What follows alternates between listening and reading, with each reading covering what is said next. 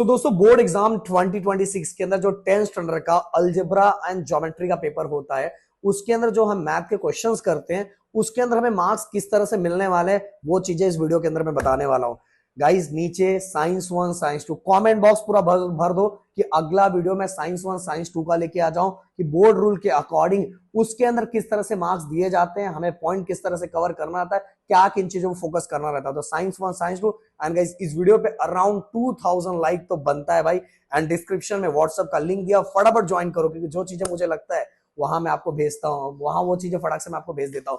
तो मैं चाहूंगा तरह स्क्रीन पे फोकस किया जाए। एंड दोस्तों ये देखो अपना गिरी ट्यूटोरियल चैनल, फटाक से जाके इसको सब्सक्राइब करो। एंड गाइस क्योंकि अगर आपको बोर्ड में स्कोर करना है तो आपको पता है बोर्ड एग्जाम मतलब ओनली गिरी ट्यूटोरियल। ओके बच्चे बच्चे को पता है भाई। देखो जनरली मैं आपको एक एग्जांपल लेके समझाना चाहूंगा कि ये मान लो जनरल इक्वेशन का क्वेश्चन है जिसके अंदर हमें हमें क्या करना है, roots of the quadratic equation find करना था।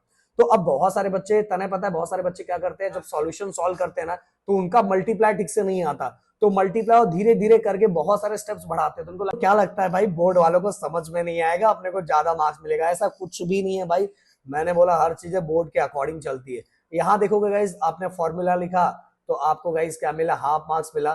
देन इसके बाद गाइस फॉर्मूला एकदम करेक्ट था, साथ में गाइस ये देखो ये आपने लिखा इसका हाफ मार्क्स मिला, फॉर्मूला लिखा हाफ मार्क्स मिला। देन इसके बाद गाइस उसके अंदर पुटिंग किया तो हाफ मार्क्स मिला। इसके बाद गाइस इसको आपने दोनों में मतलब डिवाइड किया एक्स को तो आप हाफ मार्क्स मिला। देन इसके बाद इसकी वैल्यू में निकाली तो हाफ मार्क्स मिला। फाइनल रिजल्ट निकाला तो हाफ मार्क्स मिला। और इस तरह से गाइस आप देखोगे 1 मार्क्स 2 मार्क्स एंड 3 मार्क्स का क्वेश्चन इस तरह से डिवाइड किया जाता है। अब एक और एग्जांपल मैं देना चाहूंगा, वर्ड प्रॉब्लम। कभी कभी वर्ड प्रॉब्लम जो आते हैं तो वर्ड प्रॉब्लम को किस तरह से फोकस किया जाता है ये देखो। सबसे पहला आपने जो कंडीशन लिखा फ्रॉम द फर्स्ट कंडीशन उसका हाफ मार्क्स मिला। दूसरा कंडीशन जब कंडीशन आपने लिख दिया तो आपको हाफ मार्क्स मिला। इसके बाद गाइस जो मल्टीप्लाई, अगर उसके अंदर मल्टीप्लाई होता है वेरिएबल को सेम करने के लिए तो आपको हाफ मार्क्स मिला।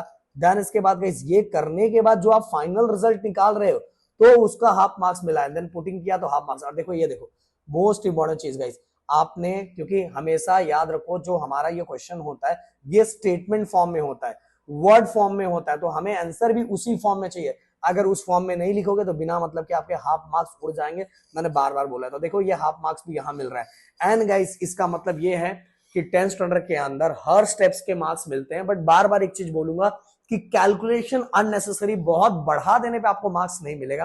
कैलकुलेशन अगर आप मिनिमाइज करके करोगे तो भी आपको वही मार्क्स मिलने वाला है। क्योंकि पता है जब पेपर चेक करने के लिए पेपर चेकर के बाद जाता है तो उसको एक आंसर की दी जाती है और उस आंसर की में हर स्टेप्स की चीजें लिखी रहती है कि अगर ये स्टेप्स में बच्चे लिखा तो डायरेक्ट उसको मार्क्स दो। ये लिखा है भले बीच में आपने कुछ भी कहानी लिखी है पर अगर वो स्टेप्स उसको मिल गया तो आपको मार्क्स मिल जाएगा। इसीलिए भाई बोर्ड की चेकिंग बहुत सिंपल होती है, इतना डिफिकल्ट नहीं होता। अगर आपने पैटर्न को फॉलो कर लिया एंड चीजों को समझ लिया तो हर बच्चा वहां झंडे गाड़ के आ जाता है। तो मिलते हैं नेक्स्ट वीडियो में। Thank you so much guys, जय हिंद एंड जय महाराष्ट्र दोस्तों।